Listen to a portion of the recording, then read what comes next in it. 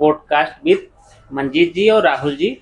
तो आज का टॉपिक है, थोड़ा पॉलिटिक्स की बात कर लेते हैं। अभी रिसेंटली बिहार इलेक्शन हुए हैं और नीतीश कुमार जी फिर से चीफ मिनिस्टर इलेक्ट हुए हैं। तो उस इलेक्शन और उस कैंपेनिंग में और इस पॉलिटिक्स में क्या क्या हुआ है, कैसे कैसे हुआ है, थोड़ा सा राहुल जी अपनी बात रखेंगे। मंजीत जी तो इस फील्ड के जानकार भी हैं, तो पूरा डिस्कशन हमारा देखिए। तो वेलकम राहुल जी, आपका स्वागत है, और मंजीत जी आपका स्वागत है। तो over to you Rahul ji, आपसे शुरू करते हैं। प्रशांत किशोर ने कैसे नया पार्टी स्टार्ट किया, जन स्वराज, उस पर कैसे उन्होंने कैंपेनिंग करी, कैसे उनके 0 सीट आई, कोई भी सीट नहीं निकल पाया उनका। जी होता क्या है, देखिए जैसे क्या है ना कि इस टाइम एक ही लहर दौड़ रही है हर जगह, वो है भाजपा, बीजेपी। ठीक है। अब जिस हिसाब से इंटरव्यू प्रशांत किशोर के आप लोगों ने भी और हमने भी पहले देखे थे, हाँ, हम तो समझते थे कि बिल्कुल ये एकदम एक्सपर्ट है चुनाव कैंपेन को करने को लेके, इलेक्शन को लेके, तो ये झंडे गाड़ देंगे अपने। जिस तरीके की मतलब एक तरीके से आप देख रहे होंगे उसके वीडियो में, प्रशांत किशोर जी के वीडियो, जिस तरीके से वो नंगे पैर ऐसे ही मिट्टी में घूम रहे हैं गारे में। ठीक है, मैं तो उनकी वीडियो काफी मैं देखी, मैं बड़ा तरीके से शौक आम हुआ आदमी कि की एक भी तरह सीट दिखाने की मिलेगी। कोशिश हो रही थी। हाँ, क्योंकि ऐसा लग रहा था कि कम से कम ज्यादा भी नहीं, जिस हिसाब से बड़ी बड़ी बातें कर रहे हैं, तो कम से कम कुछ सीटें तो आएंगी। बट एक जीरो आना एक थोड़ा सा सरप्राइज है, ये सरप्राइज। क्यों मंजीत जी? अच्छा, क्या है ना कि अनएक्सपेक्टेड हमारे लिए था। उसने बोला था प्रशांत किशोर ने, या तो हम अर्श पे रहेंगे या फर्श पे रहेंगे। तो फर्श पे है, राइट, बट अर्श पे जाने की तमन्ना तो रखते ही हैं, राइट। बात यह है ना कि क्या है कि जैसा आपने बताया ना विकास जी की, भाई इतनों को चुनाव जिताया। शुरुआत उन्होंने की 2014 में मोदी जी की कैंपेनिंग से, हाँ, उसके बाद ममता जी का कैंपेनिंग किया, ठीक है, इवन कांग्रेस का कैंपेनिंग भी किया हुआ है। तो दो चीजें होती हैं, सफोलजिस्ट होने में और पॉलिटिशियन होने में, दोनों में फर्क है। एक स्ट्रैटेजी बनाना और खुद चुनाव लड़ना। तो क्या होता है कि उन्होंने स्ट्रैटेजी जिसके लिए बनाई, जिन भी पार्टीज के लिए बनाई, इंक्लूडिंग कांग्रेस, ठीक है, कांग्रेस के पास उतनी संगठन नहीं है, लेकिन फिर भी इंक्लूडिंग कांग्रेस जिनके जिनके लिए बनाई, उनके लिए उनके पास चेहरे थे, ग्राउंड पे संगठन था, ठीक है, बनी बनाई पार्टियां थी। क्योंकि केजरीवाल के लिए तो कभी किया नहीं, राइट। तो वो अगर वो भी जीत जाते और उन्होंने उसके लिए काम किया होता तो एक एक्सेप्शन होते, बट वो एक्सेप्शन हुआ नहीं। तो और उसके बाद अपना खुद से चुनाव लड़ना, अपना एक संगठन बनाना, लोगों के बीच में जाना, पदयात्रा करना, और फिर दोनों काम एक साथ करना, दोनों एक ही चीज नहीं होता है ना, दोनों में अंतर होता है, राइट। तो अच्छा मंजीत जी, कई बार क्या होता है ना, दिमाग में क्वेश्चन आता है, पढ़ा लिखा होना, स्ट्रेटेजिस्ट होना और पॉलिटिशियन होना बहुत डिफरेंट, अलग अलग चीजें हैं। क्योंकि पॉलिटिशियन तो आदमी बाई बर्थ होता है, एकदम देखा जाए तो वो उसके अंदर नेचुरल क्वालिटीज होती हैं कि बिहार वाले तो वैसे ही होते हैं भाई। बिहार वाले तो हर चौराहे पे, हर चट्टी पे, हमारे यहाँ चट्टी करते हैं ना, चट्टी कहते हैं, चट्टी पे, चौराहे पे, हर जगह। तो अब थोड़ा बढ़िया भी है ना एक्चुअली, ये सारी चीजें बिना चाय और तो बिना चाय के साथ हम लोग चर्चा कर रहे हैं अभी बिहार पॉलिटिक्स पे, और चाय भी पियेंगे साथ में। हम डिस्कशन कर रहे हैं बिहार पॉलिटिक्स में क्या क्या उठा पटक हुई है, कैसे कैसे कैंपेनिंग हुई है, कैसे लोग जीते हैं, कैसे हारे हैं, नए न्यू कमर्स ने क्या परफॉर्मेंस दिया है। तो मंजीत जी चूँकि इस फील्ड के जानकार भी हैं, इस फील्ड में एक्टिव भी हैं, वो विकास जी मतलब बिहार से ही आते हैं। बिहार से ही सबसे बड़ी चीज, बिहार से भी आते हैं, मूल रूप से बिहार के हैं। तो वहाँ पे जो पॉलिटिक्स की जड़ें कहाँ से स्टार्ट हुई है, कौन कौन से लोग रूट से जुड़े हुए हैं, वो सारी बातें आज हम लोगों को यहाँ शेयर करेंगे। तो आप लोगों को भी अच्छा लगेगा, मज़ा आएगा। आप लोग भी अपने विचार कमेंट के माध्यम से इस पॉडकास्ट में व्यक्त कर सकते हैं। बताइए क्या इम्प्रूव किया जा सकता है और क्या क्या आपको सीखने को मिला, ये भी ज़रूर बताइएगा इस पॉडकास्ट में। तो over to Manjeet ji, continue करते हैं। यस, एक ये था ना राहुल जी कि जो रिजल्ट था उसको देख करके आपको कैसा लगा? एक्सपेक्टेड था, अनएक्सपेक्टेड था, थोड़ा बीच में था, क्या? देखिए आज की डेट में क्या है मंजीत जी, दुनिया कुछ और सोचती है और होता कुछ और है। ये ऊपर जो बैठे हुए हैं हमारे नरेंद्र मोदी जी बैठे हुए हैं, ठीक है। तो मैंने सबसे शुरू में एक ही बात बोली कि भाजपा की लहर है, पब्लिक का ये नहीं पता है कि अंदर क्या सोचती है और बाहर क्या लेकर आ रही है। वही चीज़ इस ये जो इलेक्शन हुआ है इससे ये चीज़ साबित हुई। क्योंकि आप ना अगर देखेंगे इलेक्शन का रिजल्ट आने से पहले तो न्यूज़ वाले भी कि ये अनुमान आएंगे, प्रशांत किशोर की इतनी सीट निकलेंगी, इसकी इतनी सीट निकलेंगी।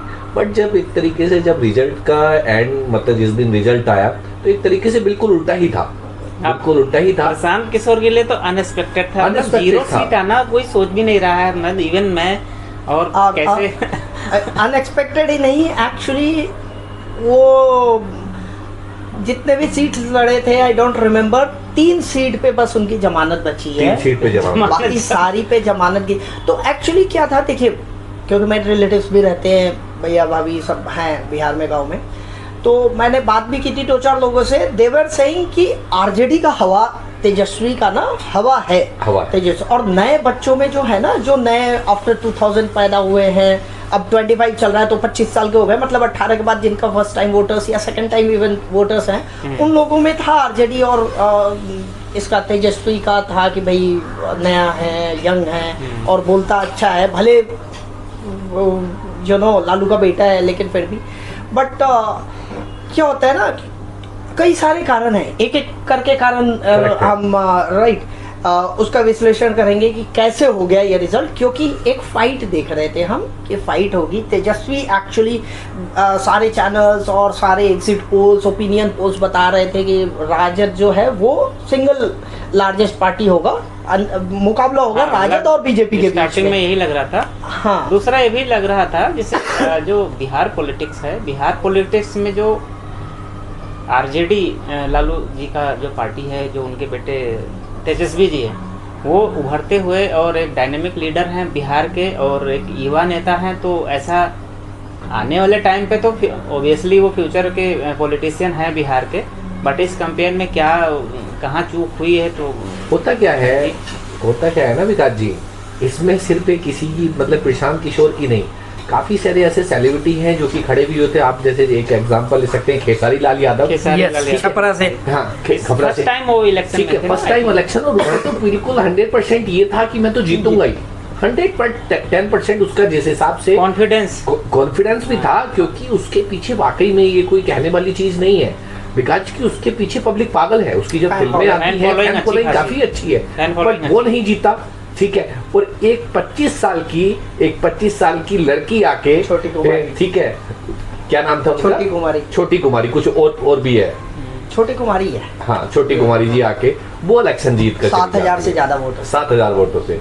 तो एक वही था कि अनएक्सपेक्टेड था सारी। मैथिली नाम था, मैथिली तो वहाँ जीती है, हम मैथिली ठाकुर, हाँ मैथिली ठाकुर तो मतलब खेसारी के अपोजिट छोटी कुमारी जीती है, और मैथिली दूसरी जगह जीती, और मिश्रा जी कोई थे, मैथिली की एज है 25, फर्स्ट टाइम इलेक्शन में आई और फर्स्ट टाइम जीती, बहुत बड़ी बात है। तो हमारा जी मंजीत जी, देखिए क्या है ना कि आपने जैसा बोला ना कि भाजपा और मोदी जी का चल रहा है, देखो एक सबसे बड़ा फैक्टर तो है ही मोदी। वो जहाँ भी अगर भाजपा या उसके जो भी गठबंधन वाले सदस्य साथी होते हैं, वो जहाँ डाउन हो रहे होते हैं, वहाँ जब रैली करवा देते हैं ना मोदी जी की, तो फिर वो 10% का ऊपर हो जाता है ग्राफ के ऊपर। कैरिज्मा तो है ही मोदी जी का, राइट। और वो उनका बोलने का स्टाइल, उनका लोगों के साथ संवाद करने का स्टाइल भी ऐसा है ना। अब देखो वो जाते बिहार में गमछा लहरा देते हैं, ही नोज ना कि भाई कहाँ पे क्या चलता है, कौन से मूवमेंट को कैसे करना है। दूसरा मोदी जी का जो कम्युनिकेशन स्टाइल है ना, वो बहुत टच करता है, कनेक्ट करता है लोगों से, कम्युनिकेशन होता है, और चाहे युवा हो, चाहे महिलाएं हो, चाहे बुजुर्ग हो, सब लोग मोदी जी से कनेक्ट करते हैं। उनको ऐसा लगता है कि अपने घर के हैं, ये अपने घर के सदस्य हैं, तो थोड़ा अपनापन फील होता है, उनकी बातों से लोग कनेक्ट करते हैं, तो इस चीज़ का भी बेनिफिट होता है। बिल्कुल। और जो ना मोदी जी बिहार के विषय में ना, अगर ये चीज़ जैसे गुजरात में होता या कहीं कर्नाटक में होता या कहीं और होता, तो मोदी जी होते। लेकिन कई बार ना लोग ये भूल जाते हैं, उन्होंने राइट ऑफ कर दिया था पिछले चुनाव में, क्योंकि 45 सीट्स आई थी नीतीश जी की, जदयू की, तो उन्होंने एक तरह से राइट ऑफ कर दिया था, और बीच में थोड़े बहुत बयान भी थोड़े ऐसे वैसे आ गए ना नीतीश के। तो लेकिन नीतीश जी ने जो अपनी पैठ बनाई है ना, देखिए नीतीश जी क्या करते हैं, नीतीश जी का ये है कि जितने फंड्स आए सेंटर से या जहाँ से भी आ रहे उसका ऑप्टिमल यूज करते हैं, वो लोगों तक पहुंचाते हैं। सबसे बड़ी तो शराबबंदी है। शराबबंदी में क्या होता है ना कि बिहार में क्या होते हैं, मजदूर और जो ग्रुप 3 या ग्रुप 4 में जो काम करते हैं, राइट, वो क्या करते हैं कि they are not concerned about their families. वो उनके पास पैसे होते हैं तो वो दारू पी के उड़ा देते थे और ज़बरदस्ती पीते थे। वो जब बंद कर दिया ना, और दूसरी महिलाओं के नाम से सारे स्कीम कर दिए, वो कर दिए। महिलाओं के पास जब पैसा होता है ना तो वो सिर्फ घर के काम के लिए आता है। ये शराबबंदी जो है, शराबबंदी थोड़ा इमोशनल कनेक्ट भी करता है फैमिलीज को। जो महिलाएं हैं, जैसे घर में कोई अर्निंग पर्सन है, वो शराब पीता है, जो है ध्यान नहीं दे रहा है फैमिलीज पे, तो वो थोड़ा इमोशनल कनेक्ट भी करता है एक तरह से। विकास जी, होता क्या है ना, सरकारें पहले भी रही हैं, सरकारें पहले भी रही हैं और सरकार आगे भी आती रहेंगी। मगर जैसा मंजीत जी ने कहा कि आप अगर बिहार जा रहे हैं, गमछा लहरा रहे हैं, मतलब मोदी जी को हमारे ये पता होता है कि किस जगह पे जाके क्या करना है। अब जैसे कुछ टाइम पहले की आप मतलब एक तरीके से हमारे यहाँ आपने देखा होगा, ये जो इनके ऊपर ये जो वो लेकर आए थे कानून कि जो 3 तलाक वाला, हाँ, 3 तलाक, तो मोदी जी का मतलब टच कहाँ करना है वो चीज उन्हें पता है। तो ठीक है, वो भी। अब सबसे बड़ी चीज क्या होती है, एक जो आप लोगों ने, मंजीत जी आप इसके बारे में क्या कहना चाहेंगे? आपने सुना होगा कि हमारे योगी आदित्यनाथ जी ने वहां पे 30 रैलियां करी और 30 में से 31 सीटें निकली। 30 रैली करके 31 सीटें। और हमारे टॉप 3 हैं अखिलेश यादव जी, राहुल गांधी जी और एक और थे उनके साथ तीसरे, जिन्होंने वहां पे रैली करी और वहां कोई सीट ही नहीं निकली, जिसके बारे में योगी आदित्यनाथ जी ने मतलब जिक्र किया। योगी जी की ना एक अगर कहना तो वो कहते हैं, योगी जी तो खैर यूपी के हैं ही, तो योगी जी को तो बात ही निराली है। तो ऐसा बिहार तो चलिए यूपी का पड़ोसी राज्य है, उनकी मांग तो तमिलनाडु में और कर्नाटक में होती है जब चुनाव होता है। तो पूरे भारत में योगी जी की डिमांड, इनकी फैन फॉलोइंग ऐसी है कि इनकी फैन फॉलोइंग तो भाई ऐसा होता है कि आपको पता है ना, जो नेपाल का राजशाही खानदान है ना, हाँ। उनके एक्चुअली क्या कहते हैं उसे, जो खानदानी गुरु जो कहते हैं ना, वो है ये इनका जो संप्रदाय है। योगी जी का नाथ संप्रदाय जो होता है, नाथ संप्रदाय के सर्वे सर्वा हैं ये जो गोरखनाथ जी थे और उनके बाद ये हुए हैं। तो और प्लस ये बात है ना, है छोटी कद के, है ना, मेरी कद के हैं आसपास, बातें सटीक बोलते हैं। राहुल गांधी से 1 साल छोटे हैं, बातें एकदम सटीक बोलते हैं और वही बोलते हैं जो करते हैं। वो अपनी बातों को ना, अपनी वर्ड्स को मिन्स नहीं करते कि बोलूंगा कुछ है और करूंगा कुछ और। एक बार लोकसभा असेंबली में योगी जी का भाषण चल रहा था, तो उन्होंने कहा था कि राहुल जी से मैं 1 साल छोटा हूँ, अखिलेश 1 साल बड़ा हूँ, अखिलेश जी से मैं 1 साल बड़ा हूँ, तो दोनों के बीच में आ जाता हूँ। इसलिए जो इन लोगों का कैंपेनिंग दोनों लड़कों की चलने ना दी पिछली बार। तो योगी जी देखिए, एक बात तो है कि योगी जी ने अपने आप को, जब उनको मुख्यमंत्री बनाया गया था 2017 में, I think if I am not wrong, तो बहुत लोगों को शंका थी इंक्लूडिंग मी कि कैसे करेंगे। उनकी छवि ऐसी बनाई हुई थी ना, हिंदू युवा वाहिनी वाली और ये, लेकिन जिस तरीके से एडमिनिस्ट्रेशन संभाला है उन्होंने, एडमिनिस्ट्रेशन का मैनेजमेंट बहुत, जिस तरीके से व्यवस्था, पुलिस व्यवस्था, IAS वाली जितनी प्रशासनिक क्षमता जो उन्होंने दिखाई है और जिस तरह से ग्रिप रखते हैं ना, क्योंकि उत्तर प्रदेश मैनेज करना इतना बहुत बड़ी बात, आसान नहीं, तो इतना बड़ा राज्य है, राइट। यहाँ से चलो अभी हम गाजियाबाद में बैठे हैं, छोटा मोटा देश बना लो, उत्तर प्रदेश एग्जैक्टली है, पाकिस्तान से बड़ा है, पाकिस्तान से ज्यादा पॉपुलेशन है, तो एक छोटा मोटा देश ही है। तो योगी जी देखिए, योगी जी जहाँ भी जाते हैं उनकी मांग होती है, इसीलिए वो स्टार प्रचारक में 3-4 नंबर पे आते हैं। मोदी जी अमित शाह के बाद ही आते होंगे, आई थिंक वो उनका हायरार्की कुछ और होगा, लेकिन मांग उनकी मोदी जी और अमित शाह के बाद 3 नंबर की होती होगी। वो भी है। और मंजीत जी, एक चीज और है कि आज की डेट में जितने भी मतलब एक तरीके से दूसरी सरकारों के बीच में कि आज वहाँ पे ये हो गया, आज ये हो गया, योगी आदित्यनाथ जी का खौफ भी है, खौफ बहुत ज्यादा है।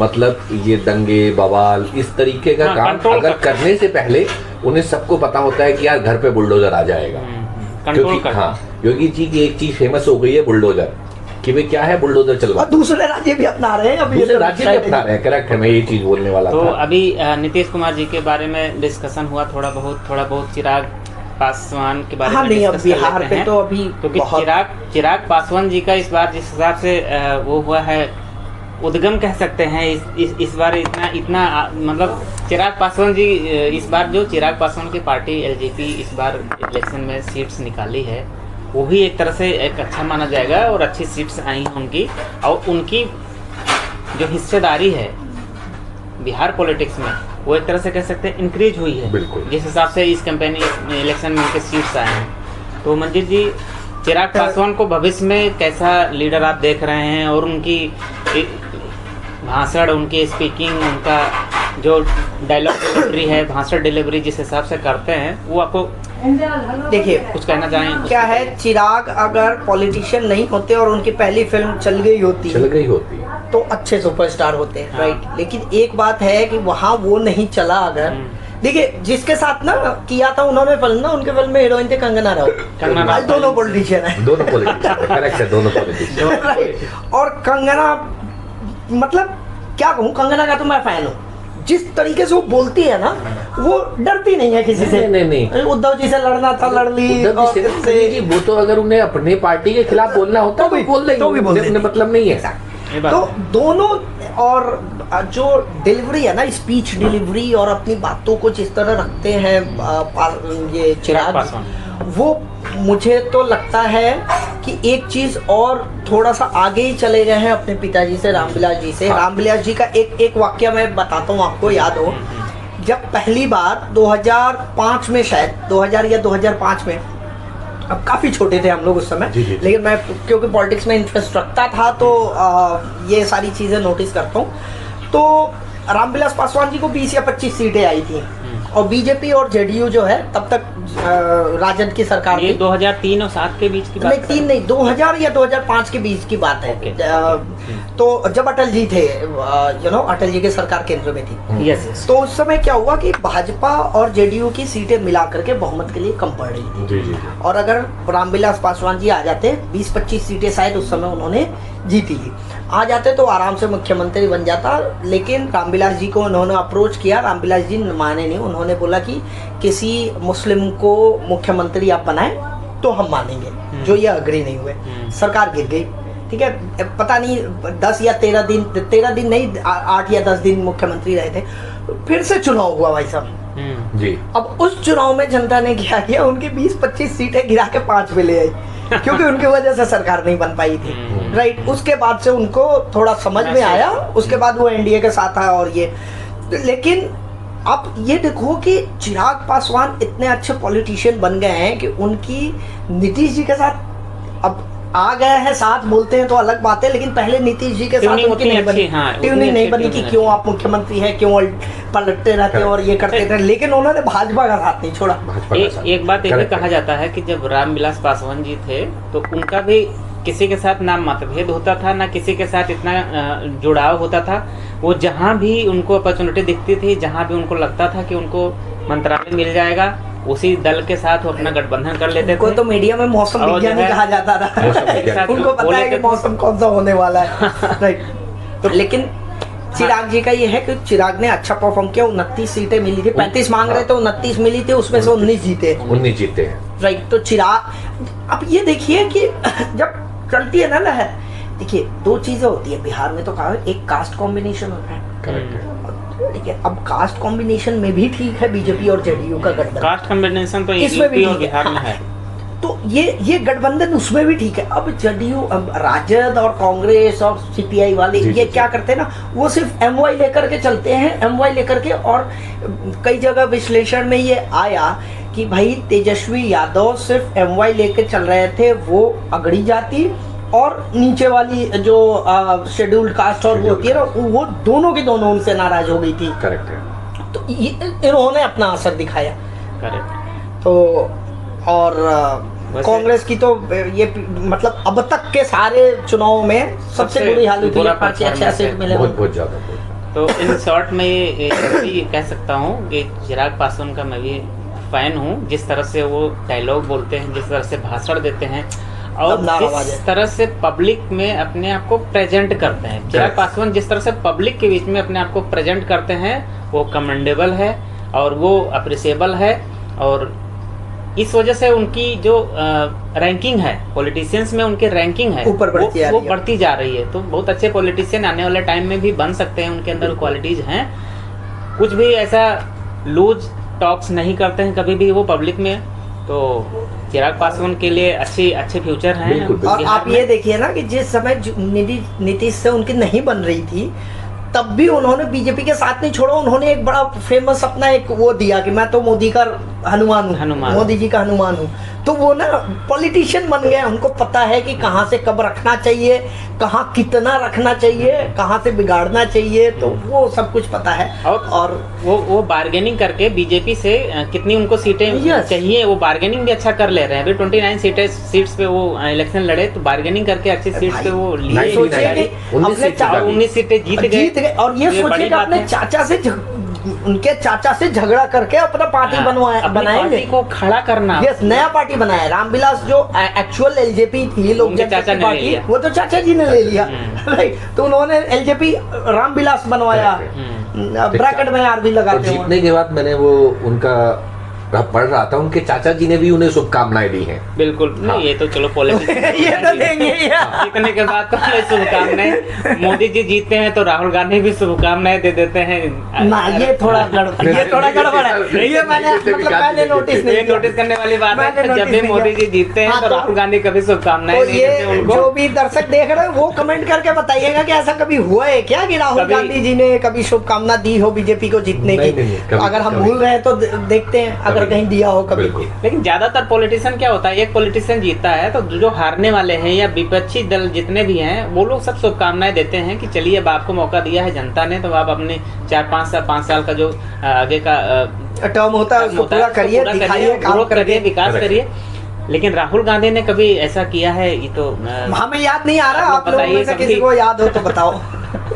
अच्छा, एक चीज इसमें हम ना एक चीज कॉन्फ़िगर करना भूल गए, बहुत इंपॉर्टेंट है। महिलाओं वाली जो बातों पे आए थे, ये जो 10,000 रुपए का दे रहे थे, जो स्कीम लाया था 6 महीने पहले, उसने बहुत इफेक्ट डाला है एक्चुअली। एक केस रिलीज हो गई थी, हाँ शायद दूसरी केस चुनाव के दौरान ही रिलीज हुई थी। तो वही मैं जो पिछली बात कर रहा था कि जब मास्टर स्ट्रोक की, क्योंकि ना जब महिलाओं को के पास पैसा जाता है, पैसा पहुंच गया, तो वो सबके पास बिना कटे पीटे जब जाता है तो वो सब कुछ, उनके बच्चे, उनका घर, उसमें लगता है। सबको कंट्रोल भी कर लेती है, इनको ही वोट देना है। उन्होंने ज्यादा निकल के वोट दिया एक्चुअली। कई जगहों पे ये है कि अगर कोई समर्थक है, उनका पति या घर का आदमी अगर किसी का समर्थक है, राजद का समर्थक भी है, वो जाकर के बीजेपी को या जो को वोट देके आए। बिल्कुल बात सही। राहुल जी, मंजीत जी, हम लोगों को ये भी बात देखनी पड़ेगी और माननी भी पड़ेगी ऑब्वियसली, चाहे कोई विपक्ष का पार्टी का हो, चाहे कोई दूसरे दल का सपोर्टर हो, तो वो भी अगर गौर से देखेगा, ध्यान से देखेगा, तो वो मानेगा डेवलपमेंट और डेवलपमेंट। आप कहीं भी चले जाइए, रोड इतना अच्छा हो गया है, हॉस्पिटल्स, हर जगह स्कूल्स, कॉलेजेस, तो ये डेवलपमेंट जो है वो दिख रहा है। अभी 15 साल ऑलमोस्ट हो गया बीजेपी गवर्नमेंट को सेंटर में आए हुए, और स्टेट्स में जितने भी बीजेपी के गवर्नमेंट्स हैं, सब में आप जाके देखेंगे खुद से, अगर नज़र दौड़ाएंगे तो आपको लगेगा कि हाँ डेवलपमेंट हो रहा है। हर मुद्दे पे, हर उस पर आप देखेंगे तो डेवलपमेंट हर जगह आपको दिखना स्टार्ट हो गया है।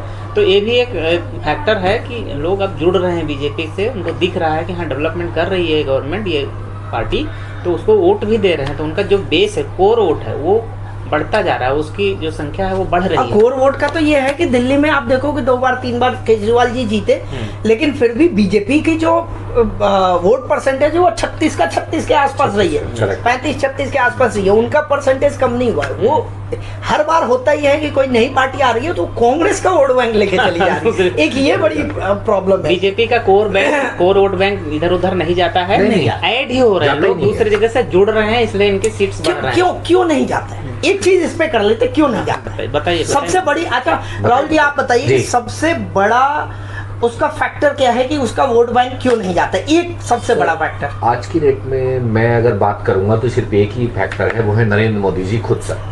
मैं मोदी जी का ही नाम लूंगा, क्योंकि पब्लिक में ना अभी भी आप लोग अगर देखेंगे कि आने वाले ये चर्चाएं भी होने लगी हैं कि मोदी जी के बाद अगला पीएम कौन बनेगा। ये बहुत आज की डेट में अगर आप सुन रहे हैं, आप देख रहे हैं इस चीज का, आप सोचिएगा कि अगला पीएम कौन है, इसके ऊपर बहुत विचार विमर्श पब्लिक में होने लगे हैं। बिल्कुल विकास जी, होने लगे हैं विकास जी, क्योंकि मोदी जी एक आज की डेट में ऐसा चेहरा हो गए हैं आने वाले टाइम में, मतलब एक बार को विपक्षी भी ना, ये तो बहुत बड़ा क्वेश्चन है कि मोदी जी के बाद कौन। विपक्षी तो इंतजार कर रहे हैं कब मोदी जाए तो हमारा मोदी जाए। नहीं, ये चीज भी है, मतलब मेरा कुछ और था, मेरा कहना कि विपक्षी भी सामने से चाहे कुछ ना कहे, अंदर ही अंदर ये चीज सोचता है कि नेता वाकई में अगर है तो ये है। मैं आज एक वीडियो क्लिप देख रहा था, मोदी जी साउथ अफ्रीका गए हुए थे, साउथ अफ्रीका का पीएम वहां हाथ जोड़ के उन्हें इस तरीके से उनका वेलकम किया, मतलब ये सिर्फ साउथ अफ्रीका नहीं, जहां भी जाते हैं इन्होंने मतलब एक अपनी छवि ऐसी बना दी है जहां भी जाएंगे। दूसरा ये भी है राहुल जी,